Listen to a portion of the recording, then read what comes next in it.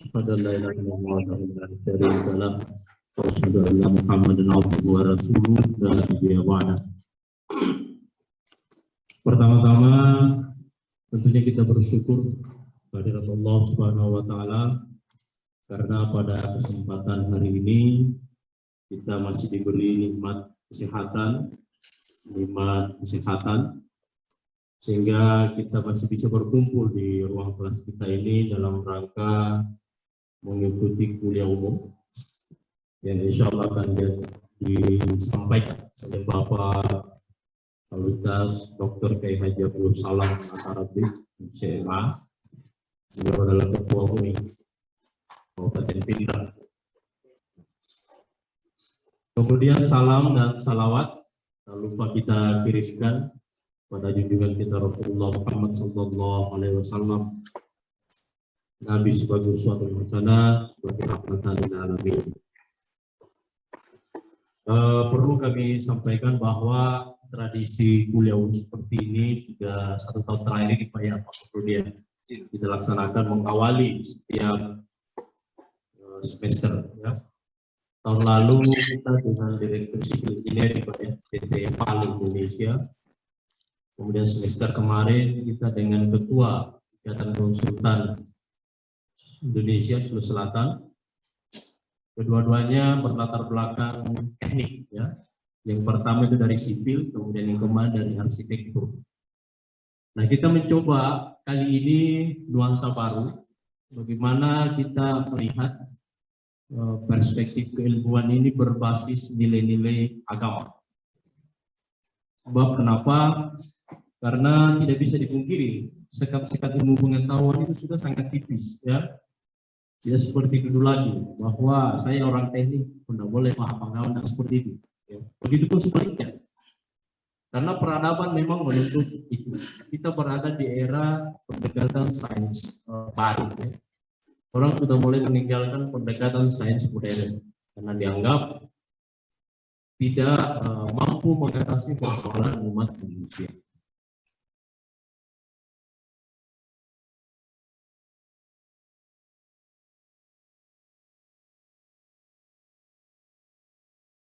Dan dari sisi yang lain, makanya kita undang Pak Kiai hadir di tengah-tengah kita.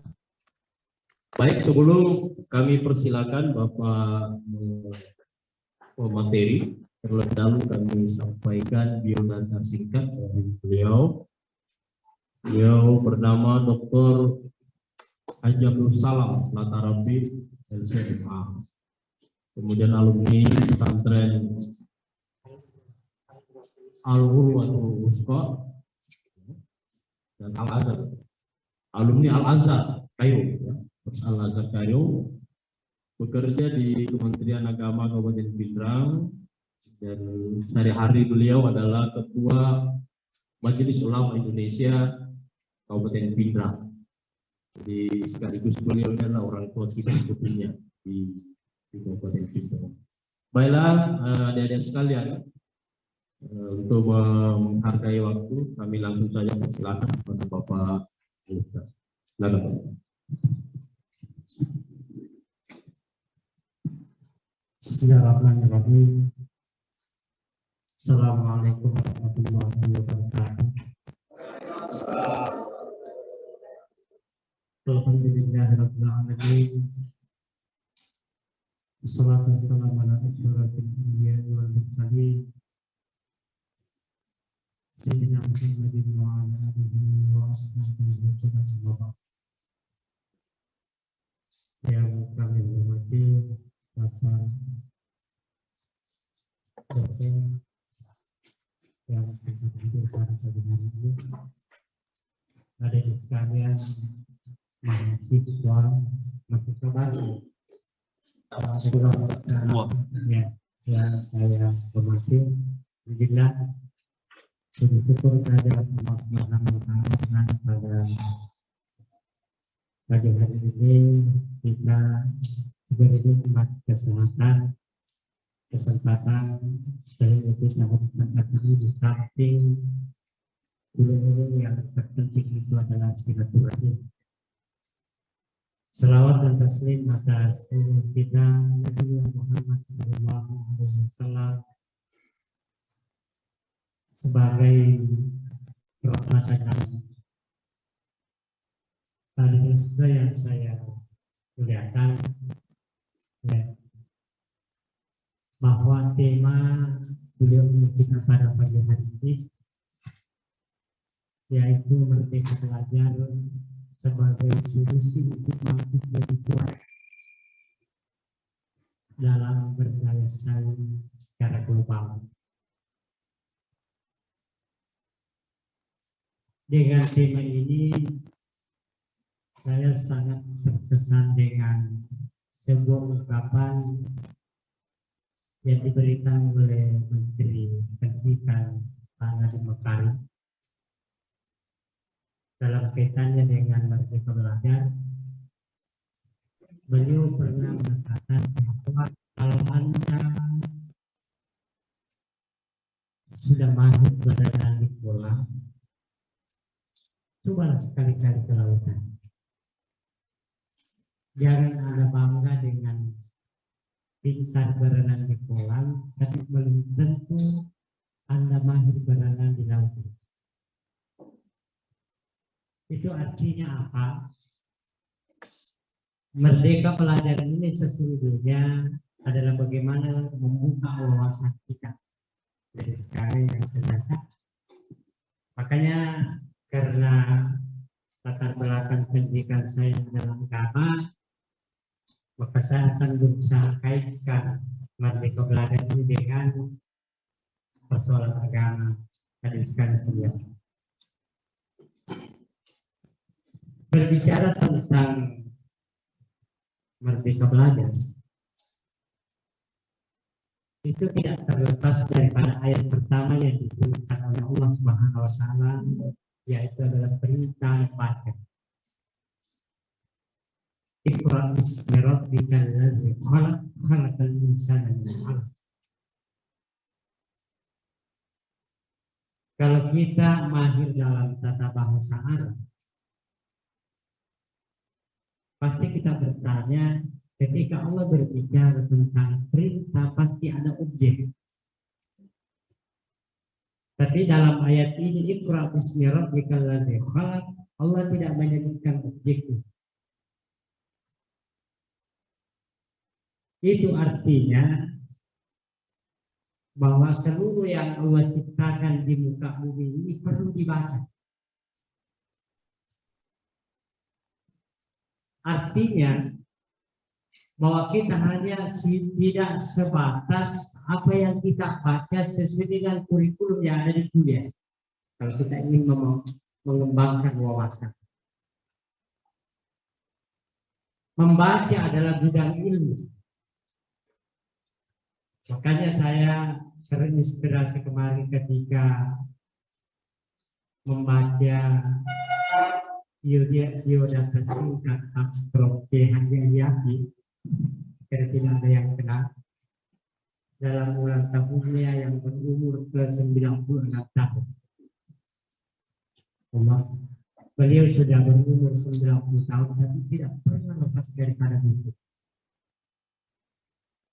Apa yang disampaikan oleh beliau bahwa sekarang ini ya yang diperlukan adalah kompetensi, bukan kompetisi.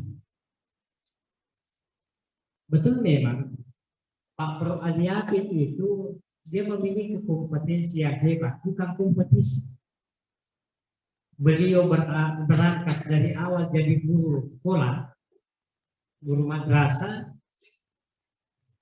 dan dia finish di terakhir rektor di IKUI, ya, Institut Ilmu Al-Quran. Beliau berangkat dari MUI Kabupaten dan dia finish sebagai Ketua MUI Indonesia. Beliau berangkat dari Rais Surya Kabupaten dan dia berakhir pada Raikuria PBNU Nasional. Kuncinya apa? Kata beliau adalah kuncinya kompetensi, bukan kompetisi. Ketika kita berkompetisi, pasti ada yang dikecewakan. Tapi ketika kita memiliki kompetensi, ya, insya Allah akan segalanya akan mudah. Sama seperti dengan seorang ulama besar yang namanya Profesor Dr. Syekh Mutawalli sekarang. Beliau itu berangkat daripada guru madrasah. Beliau adalah guru madrasah, lalu dengan kompetensi yang beliau miliki, dia mampu dikirim ke berbagai daerah. Dia pernah mengajar di Saudi Arabia, dia pernah mengajar di Aljazair dan negara-negara Arab, sehingga dengan kompetensi yang beliau miliki, dia mampu menjadi seorang ulama besar pakar tafsir Quran. Kuncinya adalah ikhra. Jadi sekali yang sebenarnya. Ya. Tapi ikhra yang dimaksud di sini tanpa dibatasi oleh objek. Ya, makanya buku apapun kita bisa baca, tapi ingat, ya, ini kan ada keterkaitannya bismi rabbik. Jadi untuk meningkatkan kompetensi kita harus selalu membaca. Tapi ingat, apa yang kita baca itu kembalinya kepada bismi rabbik, kembalinya kepada Tuhan. Artinya, apapun yang kita miliki, potensi apapun yang kita miliki, itu kita harus kembali kepada keridhaan Allah Subhanahu wa Ta'ala. Apakah kita memiliki ilmu, ataukah kita memiliki harta, ataukah kita memiliki jabatan, itu harus kembali kepada Rabbi Tuhan, keridhaan Allah Subhanahu wa Ta'ala. Jadi sekali diperlihatkan. Oleh sebab itu, Merdeka Belajar harus bervisi profetik. Maksudnya di sini bervisi profetik, Merdeka Belajar itu harus mempunyai visi kenabian yang berbasis kepada tauhid sejati. Jadi Merdeka Belajar yang sesungguhnya, ya, adalah bagaimana kita berpikir bebas, tapi muaranya adalah bervisi kenabian. Jadi sebagai contoh, sekalian, kira sering kita dengar kisahnya Nabiullah Ibrahim alaihissalam ketika itu berubah. Bagaimana ketika Nabi Ibrahim alaihissalam itu dilahirkan, karena waktu surat yang Namrud, setiap laki-laki yang lahir akan dipenggal, sama seperti namanya Nabi Musa. Maka Nabi Ibrahim dilahirkan ke suatu gua, ya, di Irak. Disitulah dalam gua dilahirkan. Dalam riwayat, umur 1 tahun bagi seorang anak biasa, Ibrahim mampu melampaui sama dengan umur 10 tahun. Umur 10 tahun Nabi Ibrahim mampu melampaui sama umurnya dengan orang 20 tahun. Cara berpikirnya, perkembangannya. Makanya ketika Nabi Ibrahim sudah merasa dewasa, dia sampaikan kepada ibunya, Bu, sudah waktunya mungkin kita keluar dari gua ini. Maka ketika Nabi Ibrahim keluar dari gua, tentu dia melihat alam semesta yang sebelumnya dia hanya di dalam gua. Sama apa yang disampaikan Nabi Mekah. Kalau Anda sedang berenang di kolam, coba sekali-kali ke lautan. Lihat lautan bebas. Berpikir beda orang, pikirannya orang yang dalam gua atau dalam kolam renang dengan pikirannya orang yang berada di lautan. Cakrawalannya akan lebih luas. Inilah Nabi Ibrahim alaihissalam. Makanya ketika Nabi Ibrahim keluar dari gua melihat alam semesta, dia mulai berpikir, pasti alam ini ada bukan karena dirinya sendiri, pasti ada yang mengada. Ini namanya Merdeka Belajar. bebas berpikir, tapi muaranya itu berbasis tauhid. Jangan seperti teman-teman bebas berpikir tapi tidak punya ujung. Ada pernah teman mengatakan bahwa sebenarnya itu setan juga itu masuk surga. Bilang, kenapa? Bilang, dia berhasil dalam tugasnya mempengaruhi manusia. Kan tugasnya setan itu mempengaruhi manusia untuk masuk ke neraka.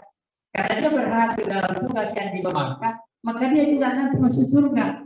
Ini namanya kebijakan berpikirnya hanya logika semata, tapi tanpa berpijak kepada visi profetik.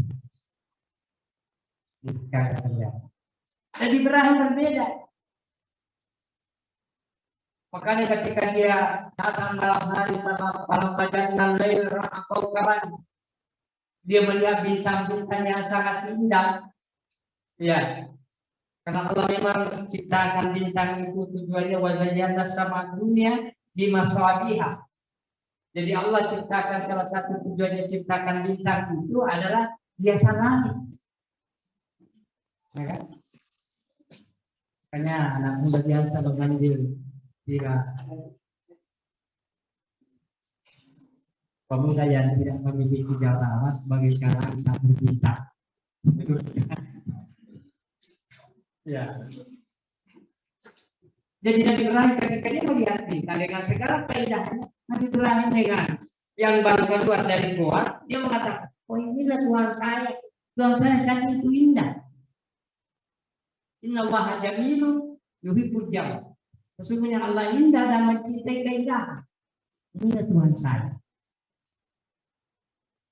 Tapi ketika datang siang, hilang bintang, Nabi Ibrahim mengatakan, Tuhan tidak akan pernah hilang, selalu bersama dengan saya. Tidak merdeka berpikir, merdeka belajar. Malam berikutnya datang bulan Al-Qamar, karena dia lebih besar daripada bintang.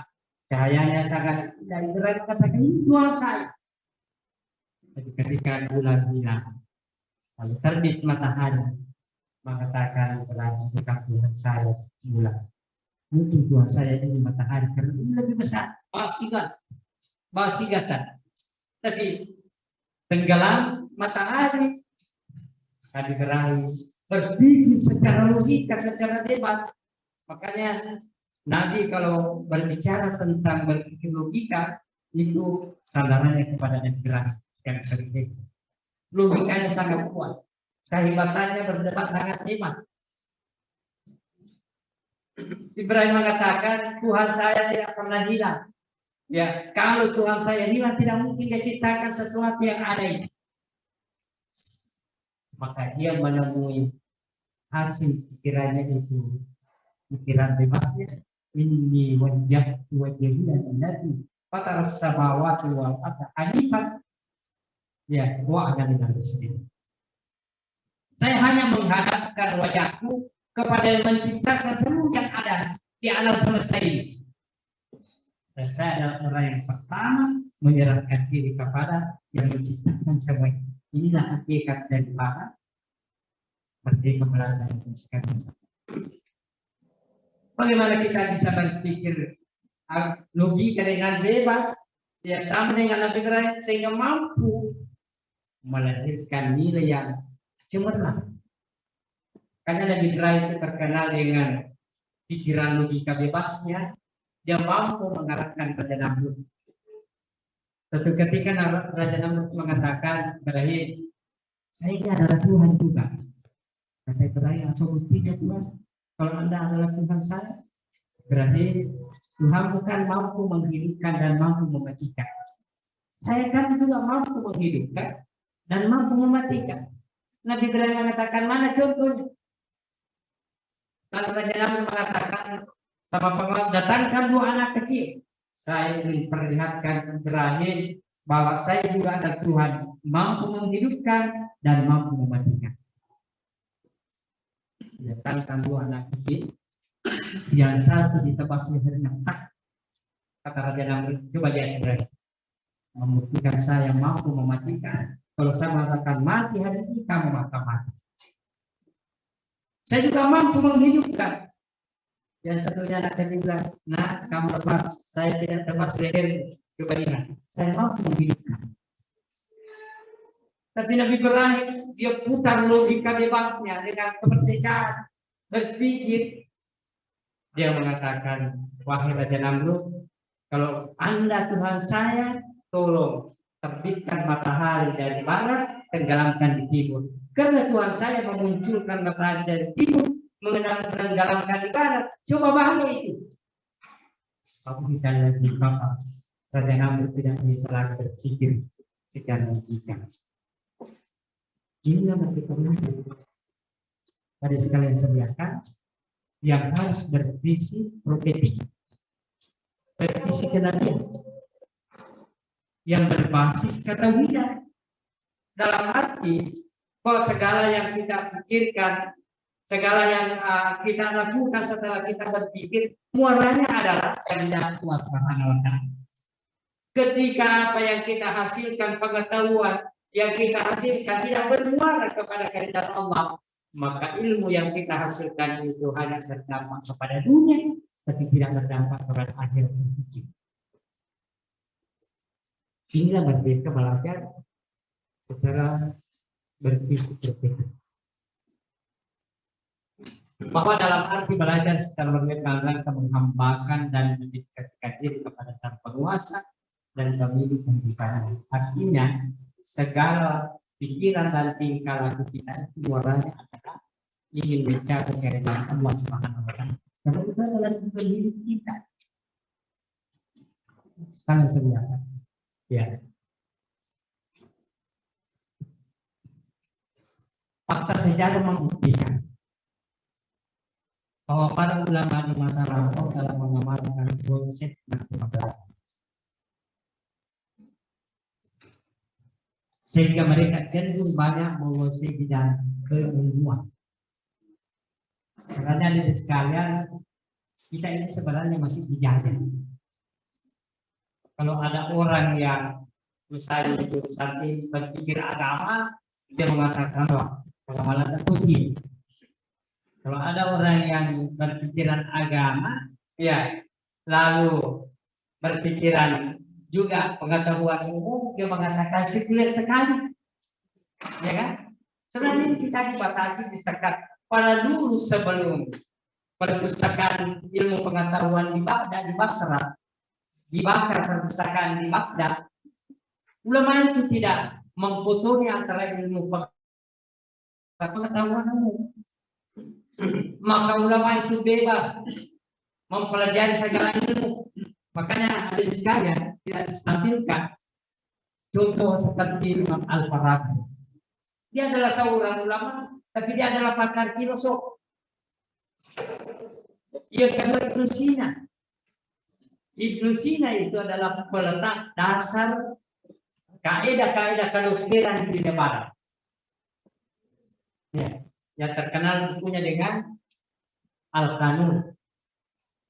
Kita harus belajar kembali memahami bahwa yang meletakkan kaidah-kaidah dasar kedokteran adalah Ibnu Sina. Ya, seorang ulama dan seorang pakar. Ibnu Sina juga adalah seorang filosof. Yang kedua Ibnu Rushdi. Ibnu Rushdi beliau adalah seorang ulama. Ya, dia juga adalah seorang pakar filosof. Bahkan Ibnu Rushdi juga adalah seorang faqih, bukan saja filosof, tapi dia adalah seorang faqih. Makanya yang pernah belajar di pesantren itu ada bukunya namanya Bidayatul Mujtahid, itu karangan Ibnu Rushdi. Dia adalah pemikir Islam. Ya. Imam Al-Ghazali apalagi? Ya. Beliau di samping ahli fikih dia adalah ilmu filsafat, makanya ada bukunya itu tahap dia mampu menentang filsafat barat, ya, seorang filosof, dan dia adalah seorang sufi. Karena dia tidak besar, dibatasi dengan sekat-sekat ilmu pengetahuan. Al-Khawarizmi, tahukah dia di sekalian? Al-Khawarizmi ini adalah seorang ulama, tapi beliaulah yang meletakkan dasar lahirnya komputer. Al-Khawarizmi, lahirnya kayak apa namanya, dasar fondasinya ini laptop komputer yang kita pakai itu berasal dari Al-Khawarizmi. Nanti orang barat yang kembangkan, ya kaidah atau penemuan yang didapat oleh Al-Khawarizmi. Kenapa? Karena dia tidak dibatasi dengan, tidak dikotomi dengan ilmu pengetahuan antara umum dengan agama. Ya, kalau kita berbicara dari ulama fikih seperti Imam Malik, di samping ahli fikih, dia juga ahli hadis, ya, hebat di zamannya. Dia juga ahli qiraah, bacaan, ya.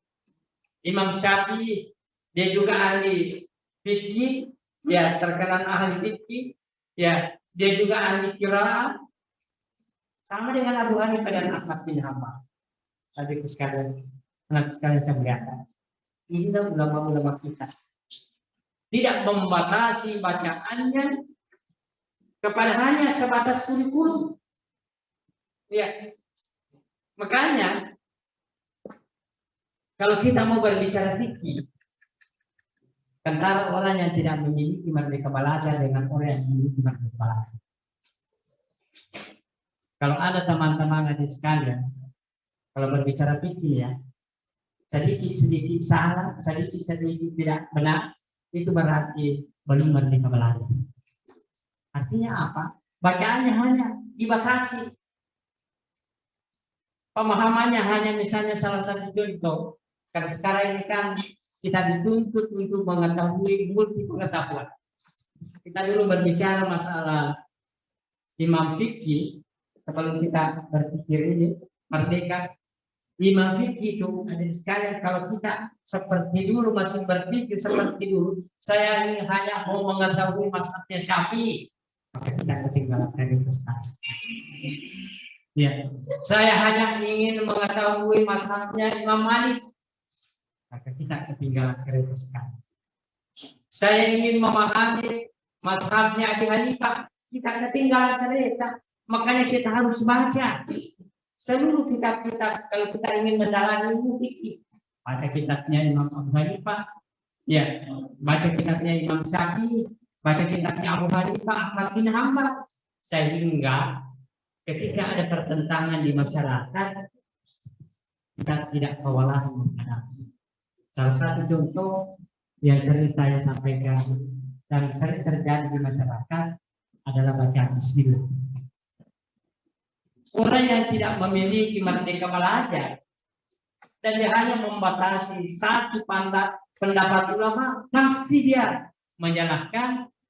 Kalau dia baca Bismillah, kalau Alhamdulillah, pasti dia menyalahkan. Kalau ada yang tidak baca Bismillah, kalau Alhamdulillah, oh salah itu pendapatnya. Tidak boleh kita mamu dari dia. Kenapa? Karena dia baca Bismillah, berarti dia belum memiliki merdeka belajar. Ya, yang kedua, seperti juga talqin yang dipertentangkan di masyarakat. Ya. Yang mengatakan salah tidak punya dasar bisa, berarti dia tidak pernah membaca kitabnya Imam Syafi'i. Bagi dia merdeka belajar. Itu dia merdeka belajar. Karena bisa saja pandangan Imam Malik berbeda dengan Imam Syafi'i, makanya baca dua-duanya. Ketika ada pertentangan di masyarakat, oh betul, memang harus seperti itu menurut Imam Malik, oh memang harus seperti itu menurut Imam Syafi'i. Maka inilah dibutuhkan kita masuk ke dalam Islam. Makanya saya selalu kepada teman-teman yang ada di sini, orang Arab itu sekali terkali di sini sudah merdeka belajar.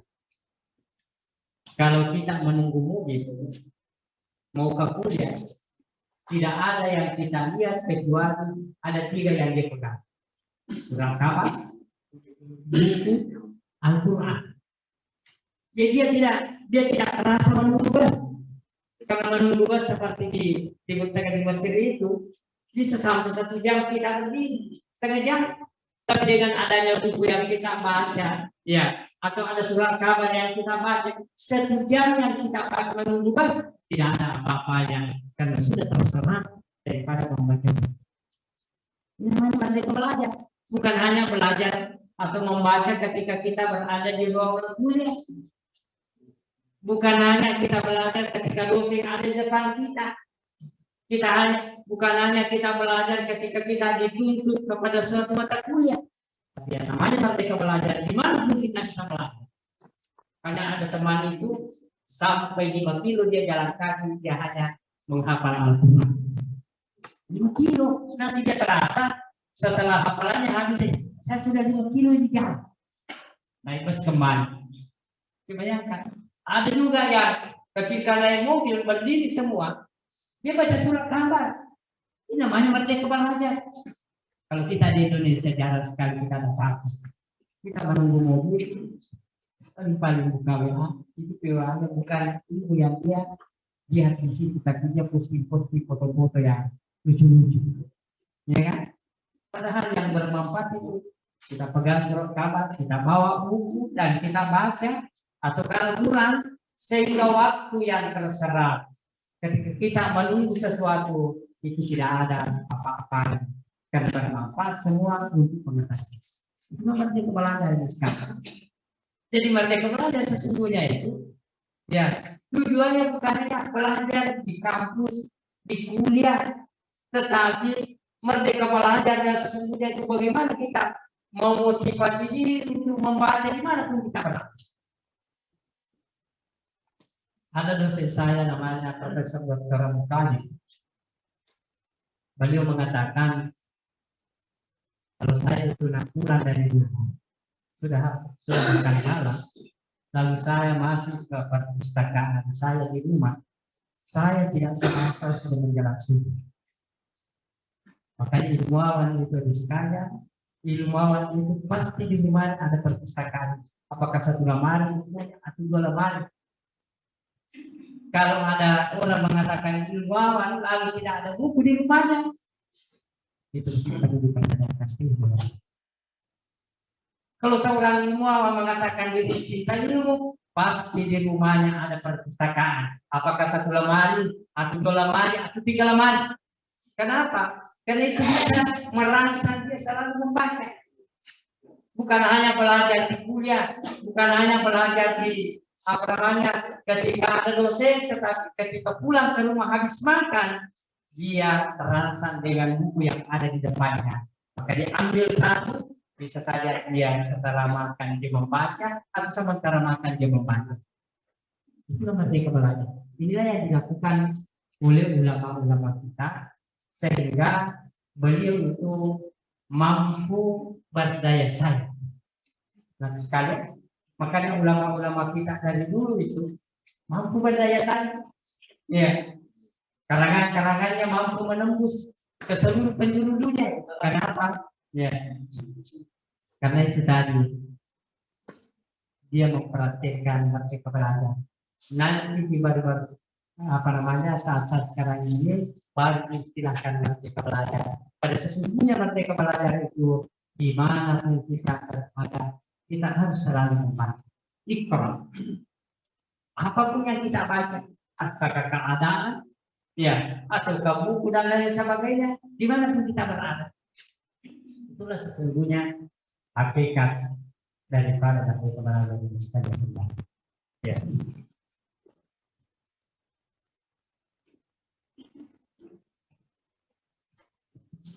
Merdeka belajar diinspirasi oleh tantangan hidup di masa depan yang menuntut penguasaan lebih dari disiplin keilmuan dan keterampilan. Makanya sekarang ini sekalian tidak cukup orang dokter hanya 1 spesialis ilmu pengetahuan. Ada orang dokter 2 kali dengan 2 spesialis ilmu pengetahuan.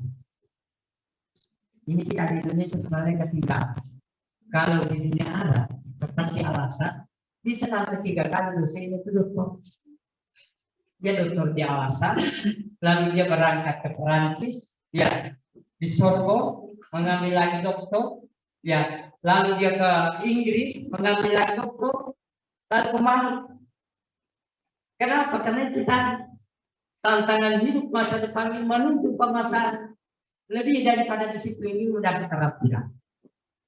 Nah, sekarang, ya, sama sekali seperti kita sekarang jurusan ini ya, teknik sipil atau teknik bangunan? Teknik sipil, teknik bangunan. Ya, pernahkah kita ketika membaca Al-Quran mengaitkan teknik bangunan dengan apa yang ada dalam Al-Quran? Coba lihat, Allah banyak memberikan perumpamaan pada binatang. Cek surah Al-Ankabut, inna awhanal buyut labaitul ankabut, bahwa rumah selemah-lemah di muka bumi ini ada rumahnya lebah.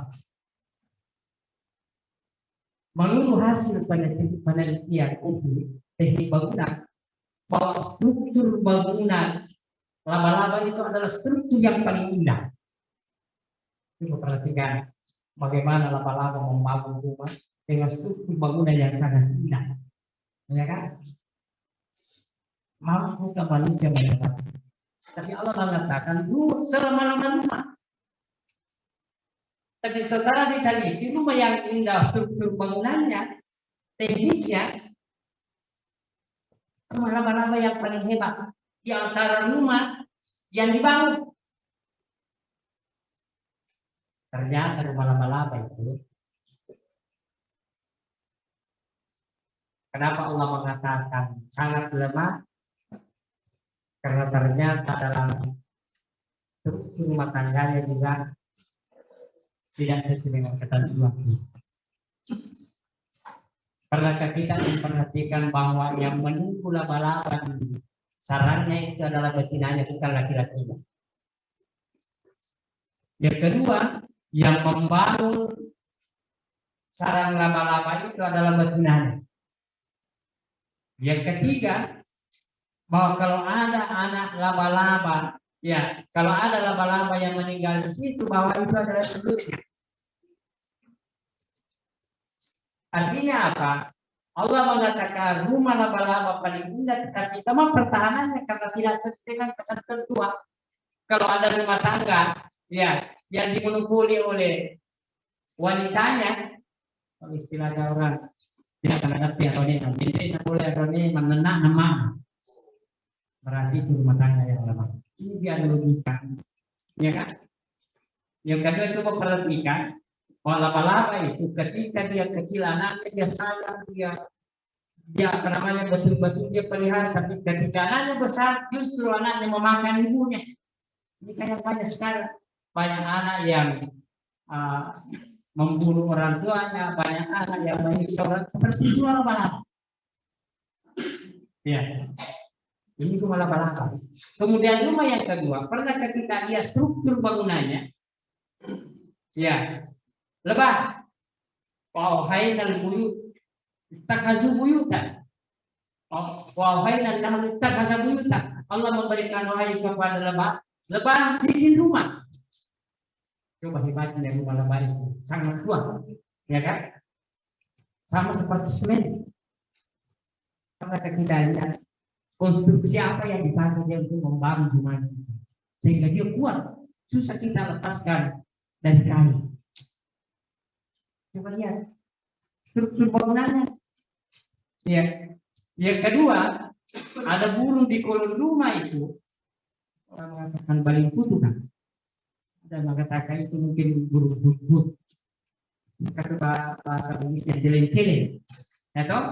Coba lihat rumahnya itu kuat. Sudahkah kita teliti strukturnya, apa yang dia pakai membangun itu sehingga kuat? Rumahnya itu burung yang ada di kolong rumah susah kita hancurkan. Kayak semen, ya kan? Masa burung mengenal semen? Manusia hanya yang memproduksi semen, tapi bagaimana burung mampu seperti lebah membangun rumahnya, kekuatannya hampir sama dengan semen. Coba langkah indahnya. Ini perlu diteliti semua bagi jurusan teknik. kaitkan dengan Al-Quran. Ya, teliti apa yang terjadi pada Allah ciptakan itu. Ya, sudahkah kita lihat bagaimana rumah yang dibangun oleh bulu-bulu yang di atas pohon? Ya, bagaimana struktur bangunannya? Pasti dia memiliki sebuah teknik bangunan. Tidak akan mungkin burung ini mampu membangun kecuali memiliki teknik bangunan yang Allah ilhami kepada burung. Ini merupakan tantangan bagi kita bahwa ya tuntutan zaman itu menuntut kita untuk jangan seperti dulu memisahkan antara agama dengan pengetahuan umum, antara Al-Quran dengan apa yang kita pelajari. Tidak boleh dipisahkan, satu kesatuan yang diwahyukan oleh Allah Subhanahu wa Ta'ala. Dari semua. Inilah makanya kita dituntut penguasaan lebih daripada disiplin keilmuan dan keterampilan. Ya. Oleh sebab itu Merdeka Belajar membuka peluang, tantangan dan alternatif dari pengalaman baru dalam rangka mendiversifikasi keilmuan. Mendiversifikasi artinya menganeka-ragamkan pengetahuan kita. Ya, jangan hanya satu pengetahuan, misalnya pintar teknik, tapi dia tidak pintar berburu. Karena ilmu agama itu adalah punya wajib dipelajari. Ilmu umum itu punya sunat. Ya, jangan hanya misalnya jurusan kedokteran, tapi dia tidak pintar syaraf. Ya, makanya itu bahwa dalam Merdeka Belajar ini kita dituntut dalam rangka mendiversifikasi keilmuan dan keterampilan. Keilmuan kita, menganeka-ragamkan pengetahuan kita dan keterampilan kita. Orang yang paling banyak pengetahuannya, orang yang paling banyak keterampilannya beraneka ragam, maka dia akan mudah diterima di masyarakat. Sampai sekarang. Cuma kita di Indonesia ini kayaknya ada kelainan. Dia menuntut ilmu itu bukan berbasis karena pengetahuan, tapi menuntut ilmu karena pekerjaan. Karena dia dulu awalnya mengambil jurusan sarjana hukum, tapi tiba-tiba sarjana hukum tidak bisa masuk pegawai negeri.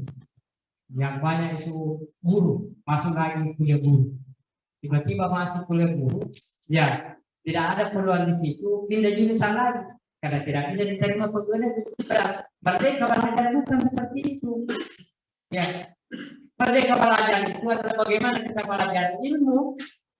Nanti dengan ilmu itu kita bisa membuka peluang kerja yang bisa bermanfaat untuk kehidupan manusia. Sekali semua. Ya. Jadi sekira nanti kita bagus, lebih bagusnya banyak kerja ya, supaya wawasan kita bisa terbuka. Jadi sekalian dengan adanya peraturan Menteri Pendidikan ini nomor 3 tahun 2020 tentang standar pendidikan nasional memberikan peluang bagi mahasiswa bukan hanya belajar dari kurikulum yang dipelajari, tapi dia mampu mengambil pengalaman di tempat lain. Ya, itu secara sukarela. Nah, makanya yang dikatakan kampus merdeka, ya atau merdeka belajar, pembelajaran dengan dunia usaha atau industri itu ada sekurang-kurangnya 8 ciri yang dia miliki. Ya, yang pertama magang, yang kedua proyek di desa, yang ketiga pertukaran pelajar, yang keempat wira usaha, yang kelima riset, yang keenam studi independen, dan yang ke-8 adalah kegiatan mengajar mengajar. Sekira semuanya ini ke-8 ini dapat membuka wawasan kita di samping pengetahuan kita di kuliah. Sekali yang terlihat. Seperti makan, ya kegiatan makan di perusahaan industri pemerintah harus dibimbing oleh dosen. Misalnya kalau ada yang mau magang di perusahaan, makanya magang itu sangat penting. Cuma saya pernah dulu di Malaysia, saya pernah ditawari magang, tapi ini kan jurusan saya. Di tahun 2021 itu ketika saya selesai di Alasan, saya berangkat ke Malaysia ingin lanjut S2. Tiba-tiba ada kenalan saya mengatakan, "Selang kamu mana di proyek saya?" Saya bilang kontraktor, ya, untuk bangunan jalan. Masa jurusan saya jurusan tafsir melarikan bangunan jalan. Saya ditawar itu makan. Bilang, enggak mas, saya mau makan 1 tahun. Saya berikan gaji sekian, apa yang saya makan. Itu malah saya berpikir hampir pecah kepala saya. Apakah saya ini tinggal 1 tahun atau tidak? Tapi saya putuskan, maka saya tidak bisa bekerja selama 1 tahun karena itu bukan profesi saya. Jadi apa namanya, belajar sebenarnya kita harus melihat kemampuan kita. Jangan sampai kemampuan kita bukan di situ, lalu kita masuk. Ini juga apa namanya? Iya, masa jurusan tafsir mau masuk bagian bangunan aspal, bikin jalan raya, ya tidak boleh. Makanya saya bilang, ya nanti ada yang lain. Ya ini makan. Kemudian kedua, ternyata makan memang itu membuka pemikiran orang yang makan. Ada teman saya di Malaysia dulu, tahun 2001 juga saya tanya bagaimana cara kerja di perusahaan. Dia bilang, kita itu perusahaan kalau hari ini ya membuat televisi, hari ini minggu ini kita tugasnya pasang kaca televisi, minggu depan kita tinggi lagi memasang kabel-kabel yang kecil, minggu depan lagi begini, sehingga 1 bulan kita televisi itu di apa namanya dirakit. Ini namanya pengalaman yang kita bisa dapatkan. Ini tidak bisa kita dapatkan di bangku kuliah kecuali dengan adanya kita magang atau praktek sekali. Ya, saya kira tidak perlu saya bacakan terlebih ini. Tujuan magang itu memberikan pengalaman yang cukup kepada mahasiswa, serta bisa mendapatkan talenta atau bakat. Jadi tujuannya magang itu sekali, bagaimana kita bisa menemukan bakat kita. Bakat saya sebenarnya di mana? Seperti tadi, apakah saya punya bakat di agama atau saya punya bakat di pengaspalan jalan? Ternyata tidak bisa saya di pengaspalan jalan. Itu tujuannya menemukan apa namanya talenta kita atau bakat minat kita. Yang kedua, proyek di desa. Proyek di desa juga ini membuka wawasan kita ya untuk lebih memperluas wawasan.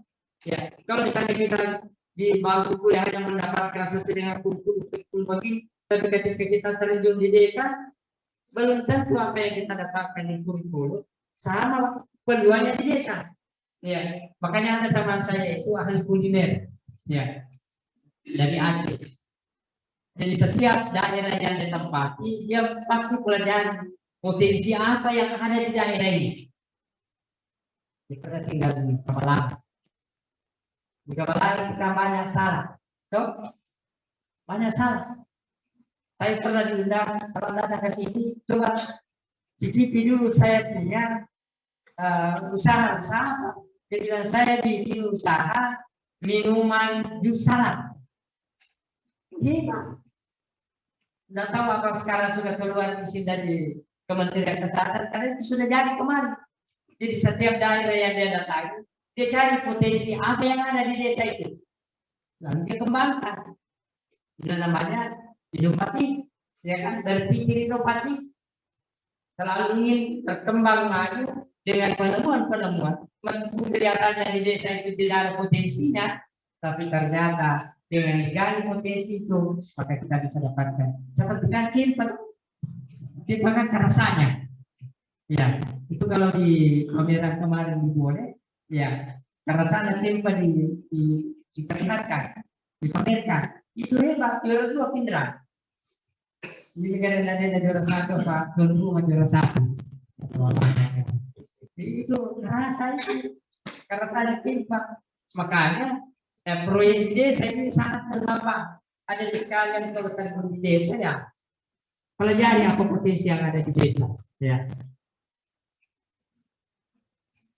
saya kira juga tidak perlu terlalu Ya,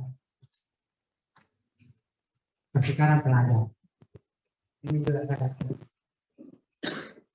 Adik sekalian, pertukaran pelajar itu tujuannya di samping mendapatkan ilmu di institusi itu, tapi yang terpenting bagaimana kita bisa mengetahui karakter kebudayaan. Bagaimana kita bisa mengetahui budaya sebudaya. Bagaimana kita bisa mengetahui agama sebudaya. Itu tujuan sesungguhnya pertukaran pelajar. Kalau berbicara ilmu sebenarnya sama. Ilmu agama yang ada di UI di Makassar dengan Al-Azhar sama. Tetapi yang kita lebih mendalami, sudahkah kita tahu budayanya orang Arab? Dari segi bahasa Arab sama. Ada teman saya bilang, karena saya itu kalau ke Mekah, Arab Saudi, tidak mau ketemu saya punya bahasa Arab dengan orang Arab. Sebenarnya itu bahasa Arab. Ada beberapa juga tingkatan. Ada bahasa Arab kita, ada bahasa Arab media, ada bahasa Arab pasaran. Jadi di mana Ustaz yang pakai? Jangan-jangan Ustaz pakai bahasa Arab yang kita, ya kan? Ya, tidak enak anta tazhab.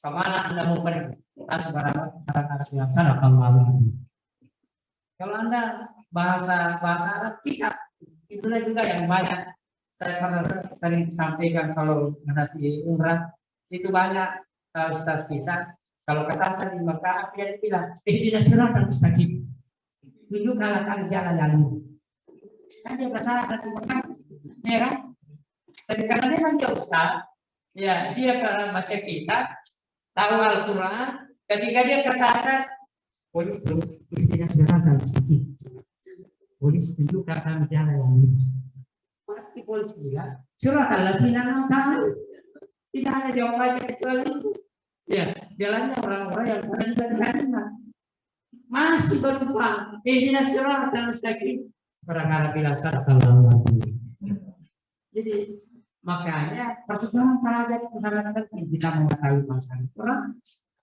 perang Saudi dengan Saudi saja dengan Mesir itu tidak bangsa perang Saudi saya pernah di Saudi berbicara dengan orang Sunda, Anda min Nasr ya, kamu dari Mesir. Kenapa Anda tahu tadi? Bahasa dia menentukan. Beda bahasa Mesir dengan orang Saudi sama beda orang Sunda dengan orang India. Orang Sunda mana? Pun mana? Dia suruh kita makan kayak di mana? Ya kan? Ya. Orang bilang mana kan ini kemana itu kayak ini jadi kita itu pertukaran pelajar mengetahui budayanya orang ya mengetahui bahasanya orang ya orang-orang Arab itu sekali kita pakai bahasa Budi itu kita tahu jadi kalau kita pakai bahasa Budi itu orang Arab orang Turki kalau kita pakai bahasa Budi kita katakan kamu tidak mau, kenapa dia tidak mau? Kenapa bantal buri kamu penuh? Coba kita di Indonesia, tidak enak kalau tidak bantal buri. Ya, jadi orang Arab itu yang budaya seperti itu kita harus tahu, ya kan? Ya. Jadi yang kedua orang Arab itu marah sekali kalau dipukul pinggulnya. Kalau Anda mau lihat orang Arab pukul pinggulnya, pasti dia marah sekali. Kenapa kalau dipukul-pukulnya dikira LGBT? Dia marah-marah ya kan? Ya. Sementara yang paling hebat manusia, kalau dia dulu setelah dia nama kue, ya dong? Amo maju ke maju dulu. Kecelakaan dari itu maka kadang pakai dia dari maju dulu. Karena kebiasaan itulah tujuan kita. Adanya pertukaran pelajar. Sekarang mampu mengetahui budaya, bahasa, tempat. Yang ketiga, kita mampu mengetahui agama orang. Kentara di sekalian, orang yang tidak pernah bergaul dengan agama orang lain, dengan orang yang pernah bergaul dengan agama yang lain. Dia merasa risih kalau duduk bersama dengan orang non Islam. Dia merasa risih, ya kan? Dia merasa tidak enak kalau ada dalam kelasnya orang non, padahal itu tidak bisa. Ya, namanya merdeka belajar, kita harus belajar, kita harus tahu. Jangan karena agamanya kita tidak apa namanya, kita bisa bersaudara. Nah, maka seperti itu kita harus menghargai agama orang lain. Inilah tujuan daripada pertukaran pelajaran kita, karena mampu memahami. Namanya ilmu itu sama. Ilmu yang ada di sini dengan ada yang di Mesir. Kalau selama berbicara tentang tidak ada bedanya. Tetapi itu cara umumnya, tentang hukumnya, dasarnya juga begitu. Tetapi yang kita ingin dapatkan bagaimana mengetahui budaya, bahasa dan agama satu daerah. Orang yang tidak pernah bergaul dengan orang yang luar, itu tadi yang dianalogikan oleh pendidikan. Cobalah keluar berenang di lautan, jangan Anda hanya berenang di kolam. Coba keluar di lautan untuk mengukur kemampuan. Seperti itu. Ya.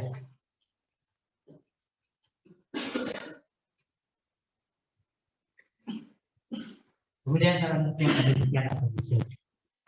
Ya, mampu membuka wawasan para mahasiswa, ya kan? Tadi saya sampaikan kalau ini ya risetnya masalah ini cuma cari di Al-Quran. Ya, bagaimana struktur bangunan binatang-binatang yang disediakan oleh Allah Subhanahu wa Ta'ala, bangunan-bangunan rumah yang dibangun. Ya, ini sangat diperlukan. Kemudian selanjutnya ya wirausaha. Dan juga itu wirausaha mahasiswa yang diberikan kesempatan berwirausaha juga dapat mengembangkan inovasi yang jadi ini untuk mencapai tujuan. Kemudian selanjutnya tidak itu proyek independen. Proyek independen maksudnya proyek lain apapun yang kita lakukan yang penting bernuansa inovatif kita lakukan. Ya. Kemudian selanjutnya proyek kemanusiaan. Biasanya proyek kemanusiaan ini di bencana. Ya, kita datang membantu dia memberikan solusi. Ya, itu juga merupakan bersama kita. Ya. Kemudian yang terakhir mengajar di sekolah kemadrasah. Itu lebih guru misalnya, ya mengajar di sekolah kemadrasah itu juga dapat membuka wawasan. Makanya ini perlu saya sampaikan bahwa mengajar di madrasah ini di sekolah bukan hanya guru yang bisa seperti ini. Ini dicontohkan oleh Bapak Profesor Islam mantan rektor di tahun 80-an. Beliaulah yang pertama mencanangkan pergerakan tenaga mahasiswa perguruan tinggi. Inilah cikal bakal TTI yang dirintis oleh Prof. Kusnadi melahirkan istilah kuliah kerja nyata KKN. Belakangan KKN diganti namanya karena banyak pelesetannya, ya kan? Korupsi, kolusi, nepotisme. Ketika korupsi itu KKN langsung diganti karena itu pelesetannya. Ada yang lebih hebat pelesetan KKN, kalau bukan izin di mana? Oke, dilakukan itu sudah KKN, sudah kerja lapangan saja. Ya kan? Jadi awalnya itu adalah berasal dari TDS yang dibahas oleh Prof. Kusnadi. Ya, beliau adalah jurusan hukum, tapi dia mengajar di STT. Ya, mampu menunda kuliahnya selama 2 tahun, mengajar di STT. Makanya dia bilang bahwa mengajar itu bukan hanya guru yang bisa mengajar, semua fakultas bisa mendedikasikan diri sebagai guru untuk mengajarkan ilmu. Dan inilah lahirnya cikal bakal KKN dengan pintu sampai Pak Prof. Saya kira inilah 8 cara untuk meningkatkan wawasan mahasiswa dan untuk bisa mengimplementasikan kurikulum merdeka yang sebagai solusi bangkit lebih kuat dan bisa berdaya saing, jika saya pindah, bisa jadi di Sulawesi atau di Indonesia secara umum, bahkan secara internasional bisa berdaya saing. Ada sekali semuanya. Kalau teman-teman dari pesantren itu sudah bisa kita katakan sudah bisa berdaya saing secara global. Makanya dulu kita lihat di drama Nambu Dale, kalau dia drama pesantren, bukanlah anak-anak yang disuruh pulang, tapi disuruh mengajar.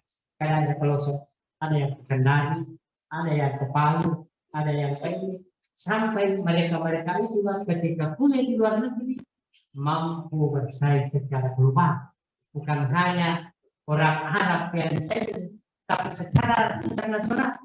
Makanya orang Bugis, ya, yang pertama dokter di Al-Azhar itu namanya Dokter An-Nawawi dari Polmas, ya, dari Polmas. Beliau tidak panjang umur karena seketika kembali dari Mesir beliau meninggal. Makanya menyusul beberapa dokter dari Sulawesi, sampai orang Jawa pernah bertanya, agak nanti kita untuk Sulawesi, nah di mana pun Sulawesi.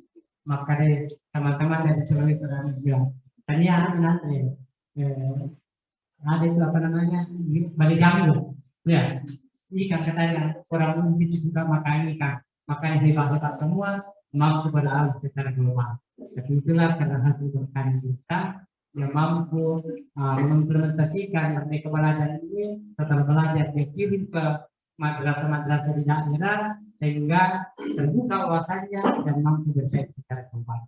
Saya kira kita harapkan juga seperti itu. Alumni teknik ini bagaimana bisa belajar secara merdeka supaya bangkit lebih kuat dan bisa bersaing secara global. Saya kira ini yang perlu disampaikan. Kalau ada yang menjawab, dialog kami persilakan. Terima kasih. Jadi itu tadi materi yang disampaikan dari Dr. Salam. Untuk lebih mendalami apa yang disampaikan oleh beliau, mungkin kita bisa menerima pertanyaan, dialog atau diskusi langsung dengan beliau. Ada yang mau bertanya, silakan. Kalau ada hal-hal mungkin yang kurang jelas, yang perlu pendalaman, silakan. Ya, langsung saja. Namanya ya.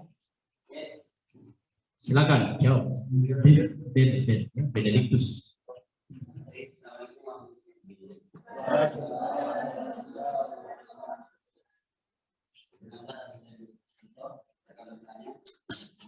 Apa yang menjadi alasan yang gampang sehingga kita dianggap penting diterapkan di setiap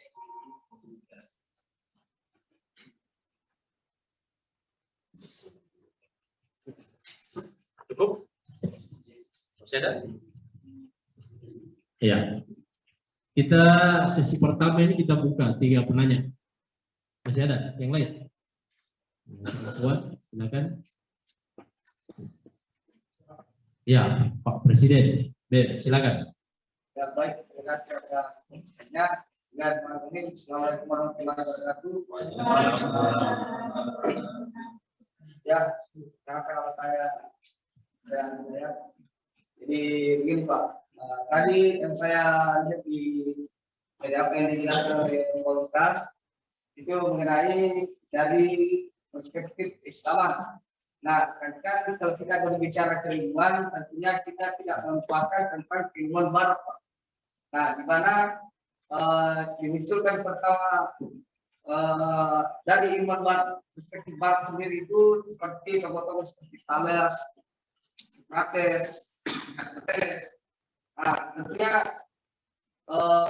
tokoh-tokoh seperti itu tidak dilupakan. Nah, seperti salah satu yang saya ingat bahwasanya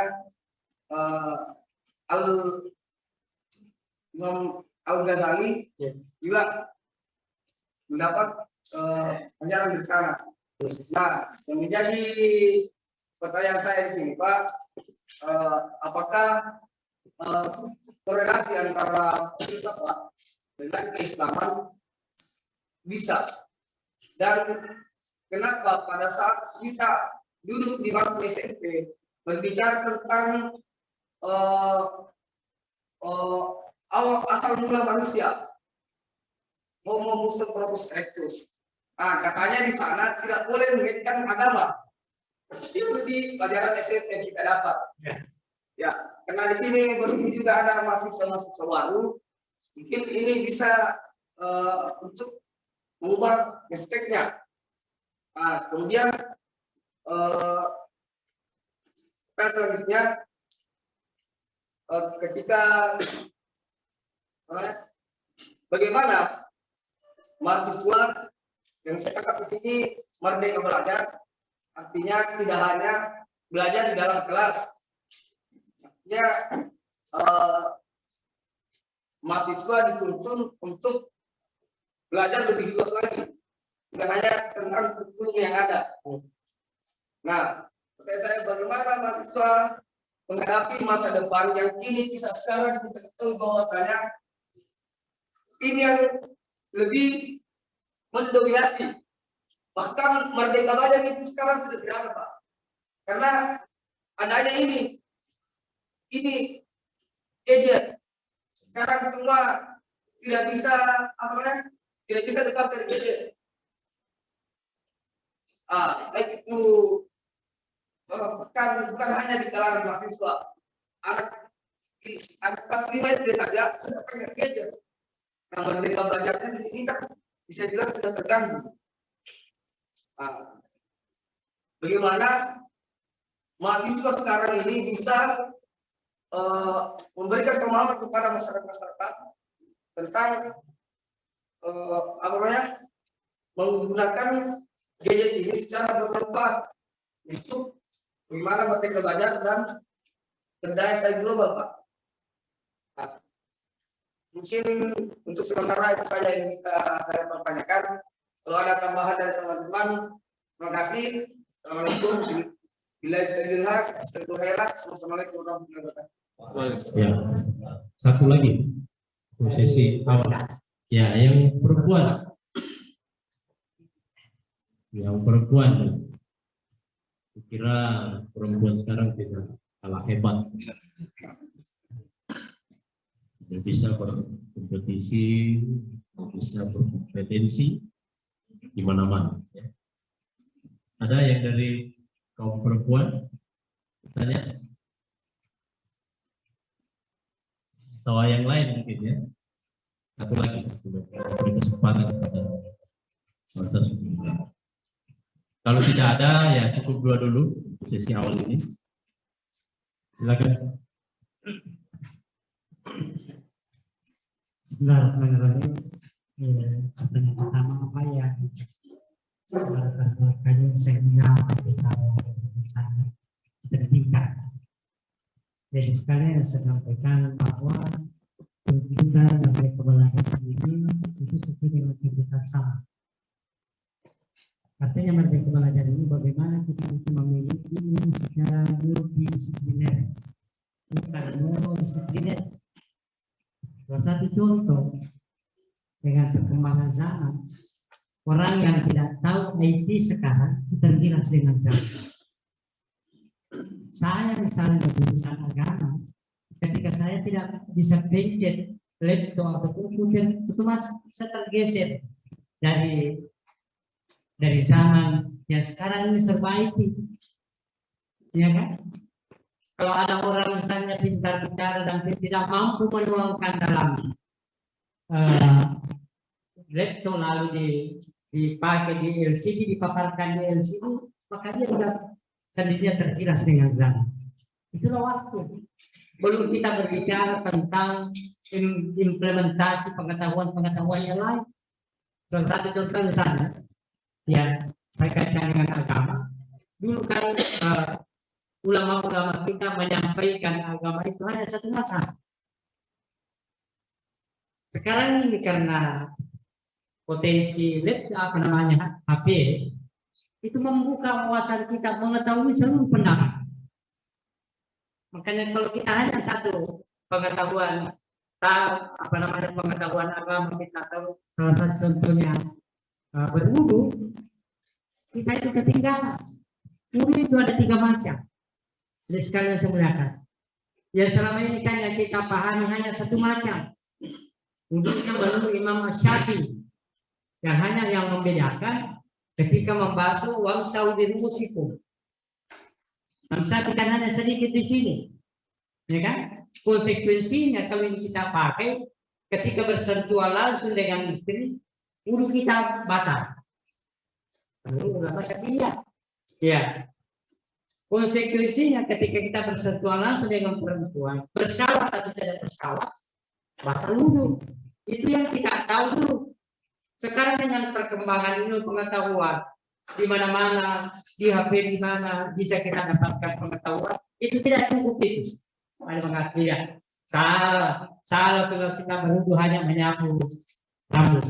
Makanya pernah saya baca di media sosial, seorang profesor mengatakan bahwa ulama itu salah cara berpikirnya, sedikit menyapu rambutnya. Dia sudah dokter, masih salah cara berwudhunya. Bukan dia salah, Anda lain memahami dia. Menurut Abu Hanifah, yang dimaksud dengan biru'usikum, karena dia dimaksud bi itu sebagian. Purba itu setiap Al-Quran itu punya makna, tidak hanya dipasang begitu saja. Baik itu maknanya sebagian. Cuma ulama Syafi'i mengatakan sebagian kecil. Makanya 3 lembar dari helai rambut sudah bahasa dikategorikan itu sah. Abu Hanifah mengatakan tidak, biru'usikum yang dimaksud itu sebagian besar. Makanya kalau dia baru dia tarik dari depan sebelah kaki itu, lalu dia tarik ke depan. Konsekuensinya ini, kalau bersentuhan dengan istri tidak batal. Kalau bersentuhan dengan perempuan lain, tidak syahwat, tidak batal.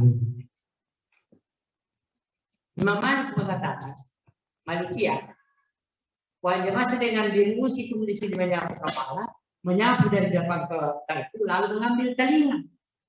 Konsekuensinya, bersentuhan perempuan istri, bersama tidak bersama, tidak batal. Dasarnya ketika Maryam hamil, dia mengatakan walam yang sasni basyar. Saya belum pernah disentuh laki-laki. Kalau menurut pemahaman ulama Malikiyah yang dimaksud disentuh di sini adalah berhubungan tersebut. Nah, itu namanya perkembangan ini.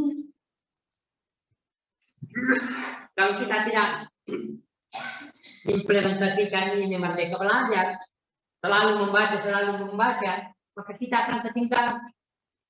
Makanya suatu ketika saya pernah mengatakan ketika tidak kenal dalam peluang dulu kata begitu. Saya pernah mengatakan, wah saya dia nama ketika pandai profesor. Justru semakin ulama orang, semakin profesor, semakin ditutup membaca. Sampai dulu saya lihat waktu istirahat habis itu, dia selalu bawa buku di bawah di bawah punggung membaca. Pernah saya ditugasi pikir tengah malam. Saya bangun jam 1 jam 2. Kita juga pikir di kamar lain. Ternyata apa bantalnya berikan? 3 kitab bantalnya. Nah, 3 kitab dia bantal. Jam 1 jam 2 dia bangun baca itu kitabnya. Semuanya. Ini namanya Merdeka Belajar. Di mana pun kita bisa belajar. Kapan pun kita bisa belajar. Jadi, Merdeka Belajar ini menjadi kita sama. Karena ilmu pengetahuan sekarang adalah multidisipliner. Tapi kapan kita monodisipliner, bisa kita ketinggalan. Kalau satu contoh ini, ya itu. Saya dulu.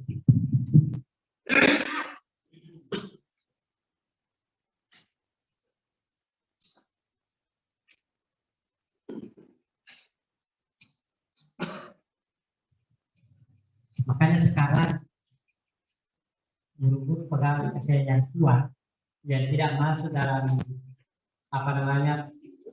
pas keperalihan ini, peralihan generasi dari pimpinan, ya, yang dari tua itu sangat takut. Karena kalau dia mau tindis, leto tahu juga. Tinggal tindis itu kalau mau leto, nah itu kan. Itu namanya ketinggalan kereta. Dia takut ini pada dia ditindih semua di sini, tidak ada yang meledak, tapi dia takut. Betul kan melepuh apa ini? Apa dikomunikasi? Ini namanya apa namanya kita ketinggalan. Makanya betul tadi bahwa Merdeka Belajar menjadi tujuan yang sama karena informasi sudah terbuka, IT sudah terbuka luas, maka apapun yang kita lakukan, apapun yang kita sorot, apapun yang kita cari itu berbasis IT semua. Makanya kita bukan Merdeka Belajar, bukan hanya belajar dari buku, bukan hanya belajar dari buku, dari buku kuliah, tapi perlu belajar juga menjadi siswa dalam kaitannya tadi dengan HP. Kita juga tidak bisa menyalahkan HP karena dengan HP itu banyak begini, tapi dengan HP juga kita ini sudah mampu berkomunikasi dengan keluarga yang jauh. Saya masih ingat tahun 90, kalau saya menulis surat dari Mesir ke orang tua, itu membutuhkan waktu 1 bulan baru ada balasannya. 2 minggu dari Mesir sampai ke Pindra, 2 minggu lagi itu surat dari Pindra ke Mesir, 1 bulan waktunya. Tapi sekarang, ya anak saya di Mesir kalau mau ketemu langsung saya kontak, ya Instagram bisa berbicara langsung sama kalau ada di kampus sebelum. Itu namanya perkembangan IT, ya, dari keluarga yang jauh bisa kita berhadapan langsung sama kalau ada di kamar sebelah. Sedang antara surat kemarin terakhir kepada kita ada yang bisa surat sangat susah, ya, pasti itu. Yang kedua, ya dari Hidayat ini, ini kaitannya dengan Aristoteles. Jadi Islam tidak mencertifikasi atau tidak menyalahkan penggunaan akal. Zamannya Aristoteles adalah zaman akal. Tapi sebelum zamannya Aristoteles ada zaman yang namanya kaum Supastayin. Supastayin itu artinya karena pada diri manusia itu ada 2 hakikat untuk mencari kebenaran. Maka ini antara Aristoteles dengan kelompok Supastayin di Yunani pada bertekad. Aristoteles mengatakan bahwa yang mendapatkan kebenaran itu adalah akal semata, ya toh? Supastayin mengatakan kalau begitu tidak perlu kita sekolah, kalau begitu perlu kita sekolah. Ya, Supastayin mengatakan tidak, bukan akal yang menemukan kebenaran, tapi rasa. Contoh, kalau digaliti terasa, kalau dicuri terasa, kalau sedih menangis. Jadi yang menemukan kebenaran itu bukan akal, perasaan. Kalau Pak Saudara mengatakan, kalau begitu tidak perlu kita sekolah. Karena sama di pengetahuan kita anak-anak dengan orang dewasa, ya kan? Digaliti lapar menangis, sedih menangis. 2 kelompok ini dinamik bertekad. Dan Islam tidak menyalahkan kedua kelompok ini, justru dia mendukung. Maka Islam datang membenarkan kedua kelompok ini. Betul memang ada hal-hal sesuatu yang bisa ditangkap oleh akal. Hanya dalam buku yang sudah apalagi ada barunya, maka kami tidak berpikir. Apalagi akilur, apakah kami tidak mempergunakan akal? Apalagi alamu, apakah kami tidak mengetahui? Akal. Tapi perlu ditahu bahwa tidak semua yang ada di alam ini akan semua mengetahui. Pasti ada rasa. Itu pasti. Rasa. Kalau Anda salah, ya kan? Anda salah sesuai dengan apa yang Anda tahu, apa yang Anda rasakan. Tidak bisa diakal. Makanya Imam Ghazali kan bertanya seorang pakar sufi dan filosof, ya saya, apa yang Anda ketahui ketika Anda salah? Imam Ghazali mengatakan, saya tidak bisa gambarkan perasaan saya. Tidak bisa didampingi. Makanya aturan itu baru berbicara tentang yang rasa, ya kan? Ya, tentang keimanan. Ya, untuk mengenai untuk pengalaman keimanan itu Kesucian itu rasa yang dapat, bukan akal. Ya, makanya ketika semua orang ini mengakali semua, Al-Quran tidak mengatur. Pasti ada keterlibatan rasa dalam memahami. Inilah yang dijalankan oleh orang sufi. Dia meresap sikirnya subhanallah. Memang subhanallah. Akal bisa menghafal, tapi sudahkah Anda melibatkan rasa di situ? Ketika Anda membaca subhanallah, lalu tidak melibatkan rasa, maka sesungguhnya Anda tidak akan mendapatkan nilai dari para kalimat subhanallah. Jadi Islam tidak menyalahkan Aristoteles. Cuma Imam Al-Ghazali memperbaiki sebagian pendapat Aristoteles maka lahir bukunya paham. Lalu dibahas kembali oleh para pakar filosof barat, hanya bukunya tahap untuk tahap. Dan itu lebih dalam para jurusan filsafat. Ya. Yang kedua tentang kita manusia. Ya, seperti tadi bahwa Al-Quran itu Al-Quran berbicara. Makanya ketika Darwin menelurkan teori, ya saya kira dari dulu itu tidak kan bahwa manusia itu berasal dari para monyet. Karena betul, ya kan? Apakah betul manusia itu berasal dari kera? Ternyata kalau kita baca lagi tadi Iqra dalam bukan lagi kalau misalnya alam Iqra bukan Islam. Pertama kan Adam diciptakan. Ini sesuai kata besar. Bukan Adam berasal dari monyet. Orang yang beranggapan manusia itu berasal dari monyet, berarti betul memang dia tidak beragama karena monyet tidak beragama. Ya. Nanti ratusan ribuan tahun fosil kerang didapatkan di daerah Palestina. Maka mungkin yang didapat lebih dahulu. Karena kan itu Palestina adalah negeri tua, negeri para ambia. Nanti ribuan tahun baru didapatkan fosil kerang. Itulah yang diproduksikan oleh Adam. Pada jauh sebelumnya, yaitu para manusia dimulai dari Adam. Saya tidak ada yang menyangka ketika kita membaca Al-Quran. Ya kan? Ini jangan berhubungan berkhalifah. Allah dengan malaikatnya berdialog. Saya ingin menciptakan manusia. Ya, malaikat tidak cukup kami bertasbih. Inilah rasa. Malaikat itu mengatakan tidak cukup kami bertasbih. Ini rasa. Makanya Allah mengatakan ada sesuatu yang saya ingin ciptakan, kau tidak tahu. Apa itu? Saya ingin menciptakan semua makhluk yang mampu menggabungkan antara rasa dengan akal. Makanya itu nilai salah. Dari sekalian, coba lihat. Salah kan parameternya ada 3. Ketika kita berdiri, ketika kita duduk,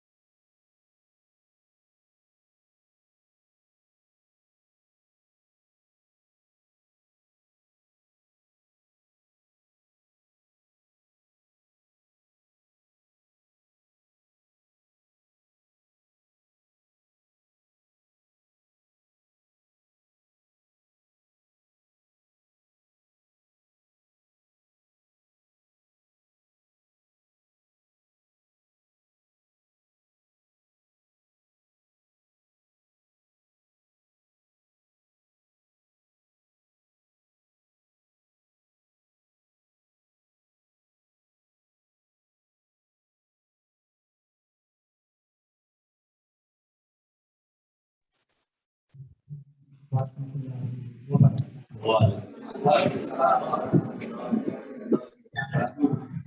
Baik, demikian tadi apa yang telah disampaikan Bapak Ustaz. Salam. Semoga apa yang beliau paparkan dapat kita petik hikmahnya. Apa yang disampaikan sebetulnya beliau mulai dari tentang mereka belajar hal-hal yang filosofis sifatnya, hakikatnya dan sebagainya sampai kepada hal-hal yang praktis. Saya kira penyampaian yang sangat komprehensif, ya, menyeluruh. Memang kita tiba di era yang tidak hanya harus multidisipliner, tapi karena itu ya seperti yang beliau sampaikan itu sudah menjadi tuntutan zaman. Ya. Tidak bisa kita lawan, tidak bisa lari begitu saja kita lakukan. Ya, jangan sampai terbawa arus seperti ikan. Kalau ikan yang terbawa arus itu ikan mati. Ikan hidup itu tidak akan terbawa arus, tapi dia bisa menyiasati arus, bisa hidup di arus. Saya kira penyampaian beliau sangat bermanfaat bagi kita, terutama dari mahasiswa baru yang baru menginjakan kaki di bangku kuliah. Ini menjadi modal awal kita di dalam menapaki dunia yang puncak awalnya yang lebih luas. Perspektif tadi dari perspektif Al-Quran saya kira sangat luar biasa. Ya. Kalau kita baca buku juga, ada buku salah. Itu ada 800 ayat-ayat Al-Quran yang bercerita tentang hal yang tidak bisa yang tidak jarang disampaikan. Orang yang tertarik bercerita tentang memang belum, tapi hal-hal seperti itu perlu disampaikan. Nah, tadi sudah diulas, diberikan contoh oleh Pak Ustaz sangat luar biasa. Kami atas nama pimpinan kampus menyampaikan terima kasih yang terbesarnya satu-satunya, serta permohonan maaf dari Bapak Ketua. Beliau pada di Sinjai tidak bisa hadir bersama-sama kita di tempat ini. Semoga apa yang kita laksanakan pada hari ini senantiasa beribadah sisi Allah Subhanahu wa taala. Amin. Assalamualaikum warahmatullahi wabarakatuh.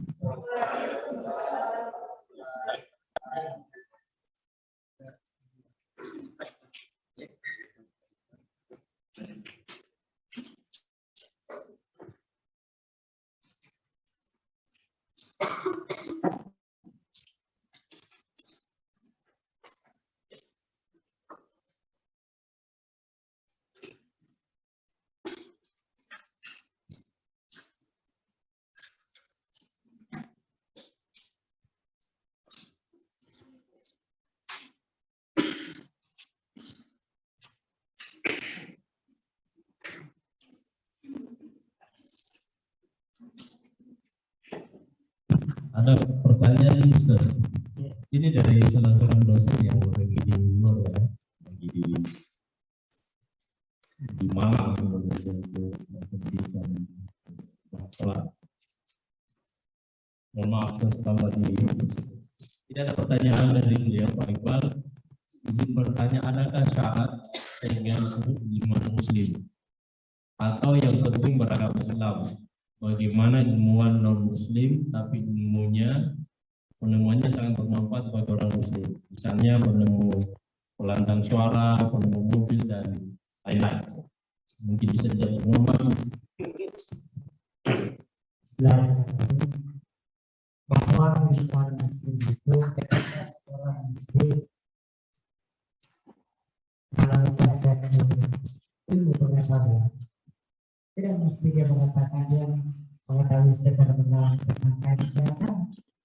Ketika seorang Muslim misalnya melakukan satu kesehatan, mesti katakan itu pada Muslim. Sama seperti tersebut Muhammad Zuhair itu adalah orang Muslim yang pertama menemukan Islam dan dia belum memiliki. Beliau ini bukan berlatar belakang agama, tapi meskipun dia Muslim, pandangannya di bahkan ada penghargaan Nobel dunia seperti kita katakan dia adalah ilmuwan Muslim. Pak Habibie juga ilmuwan Muslim. Lalu kaitannya dengan orang yang melakukan sesuatu penemuan dan bermanfaat kepada manusia itu tetap orang yang boleh tetap orang diganya ya.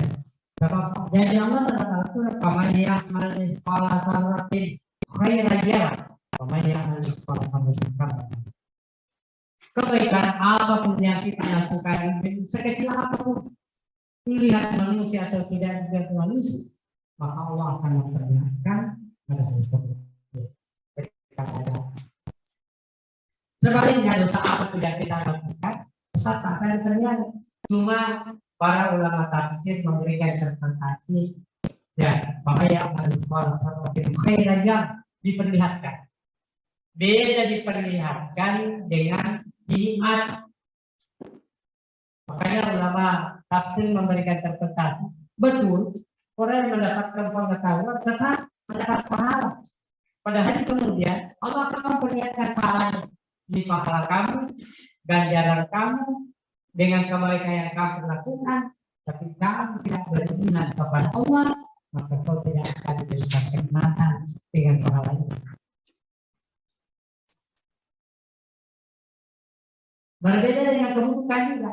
Keburukan yang pernah kita lakukan itu terkadang di kesalahan kamu waktu begini melakukan kesalahan dosa ini amalan kamu coba maka tidak akan diasahkan dengan dosa yang kamu lakukan. Itu disebutkan jadi sekarang jadi tujuan yang tidak beriman tetap dapat ganjaran, tetap dicatat sebagai pahala. Tapi yang menentukan kehidupan akhir berjalan. Bisa saja sekarang dia tidak beriman, tapi dalam perjalanan hidupnya dan hayatnya dia sempat beriman kepada Allah, maka dia tetap dicatat sebagai orang yang beriman. Dan ketika di akhir hayatnya tetap dia tidak beriman, maka hanya sekali diperlihatkan, tapi dia tidak beriman kepada Allah.